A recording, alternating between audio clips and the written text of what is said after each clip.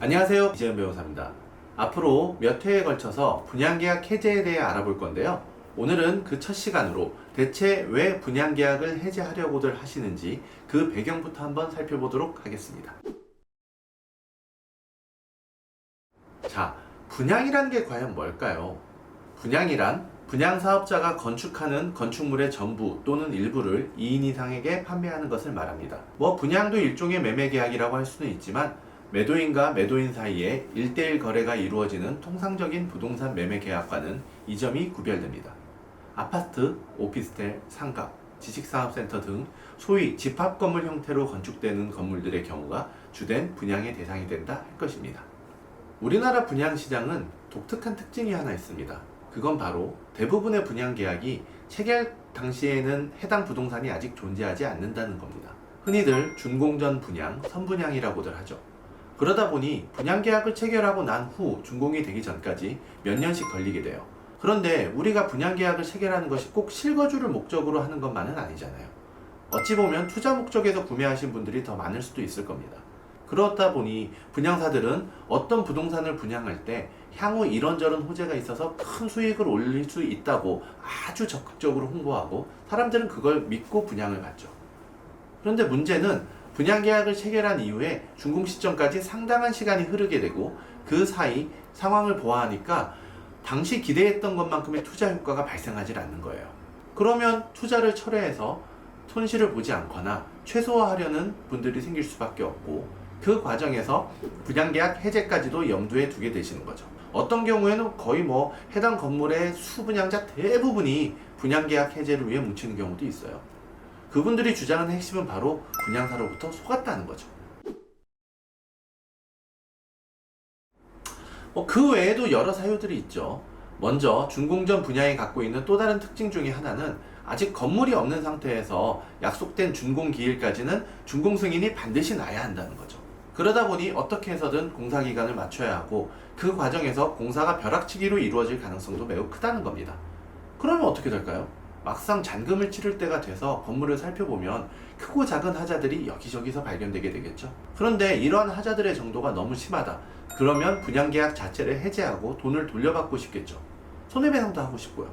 이러한 이유에서 분양계약 해제를 원하는 사람들도 많이 있습니다. 또 이러한 경우도 있어요. 분양계약은 주로 시행사들이 분양대행사를 통해 홍보와 계약 체결 업무를 위탁해서 진행하는데요.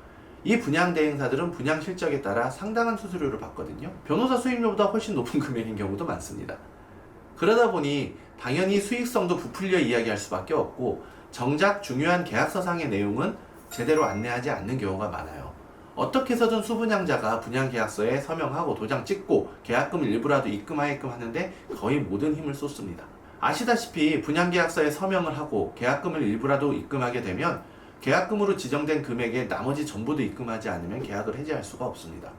또 중도금 대출이라도 일부 실행되고 나면 그나마 계약금을 포기하더라도 해제가 어려워지기 때문에 이를 노리는 거죠. 그래서 계약금 단위가 큰 경우에는 계약금 중 극히 일부만을 먼저 1차에 받고 나머지를 2차 계약금으로 남겨두는 방법을 쓰기도 합니다. 여기서 이런 생각을 하시는 분이 있을 거예요. 수익성을 부풀려 얘기하고 계약서상의 주요 내용을 제대로 안내하지 않고 체결된 계약은 당연히 해제하거나 취소할 수 있는 거 아니냐. 그런데 분양 대행사들이 이렇게 할 수 있는 것은 기존에 나온 법원의 판례들에 비추어 자신들에게 유리한 판단들이 내려질 수 있는 경계 안에서 아슬아슬하게 행위하기 때문에 가능한 겁니다. 그리고 그들에게 속았다는 증거도 제대로 없는 경우가 대부분이에요. 다들 증거를 남겨두질 않으시더라고요. 그래서 백날 법원에 가서 나는 속았다, 나는 몰랐다 이렇게 얘기해봐도 이기기가 쉽지가 않은 거죠. 꼭 그렇지만은 않습니다. 다만 분양을 받으신 분들 입장에서 참 쉽지 않은 싸움이에요. 정말 케이스 바이 케이스죠. 얼마나 전략을 잘 세워서 접근하느냐도 중요하고 내가 어느 정도까지 양보할 수 있느냐도 매우 중요해요. 분양사업 전반에 관한 구조를 잘 알고 시기와 대상도 잘 맞춰서 접근하는 것이 필요한데 저를 찾아오시는 대부분 의뢰인들이 아무 소용도 없는 분양대행사 직원들만 붙잡고 하소연하다 시간만 날리고 오시는 경우도 많더라고요. 분양대행사 백날 찾아가서 따지고 하소연해봤자 계약이 해제된 경우는 거의 없다고 보시면 됩니다.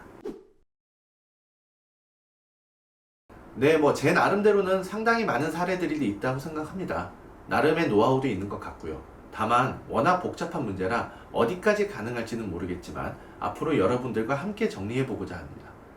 다만 앞으로 저희 영상을 보시는 분들께 당부드리고 싶은 말씀은 가급적 법률 전문가의 도움을 받으시라는 겁니다. 꼭 저희가 아니어도 괜찮습니다. 분양대금 전부를 부담해야 하는 상황까지도 생각하면 절대 만만한 금액이 아니거든요. 난이도도 매우 높습니다. 그리고 무엇보다 중도금 집단 대출까지 받으신 분들은 채무불이행자 등재 등으로 인한 신용상의 어려움까지도 겪으실 수 있어요. 그러면 신용카드도 못 쓰고 다른 대출 받아 놓으신 것들도 연장이 안 돼서 바로 상환해야 되고 특히 사업하시는 분들은 매우 곤란해질 수 있어서 이 부분까지도 함께 고려해서 움직이셔야 됩니다. 분양계약 해지에 관한 이야기는 앞으로도 계속 이어질 계획입니다. 부디 많은 분들께 도움이 됐으면 좋겠네요. 그럼 다른 영상으로 다시 만나 뵙겠습니다.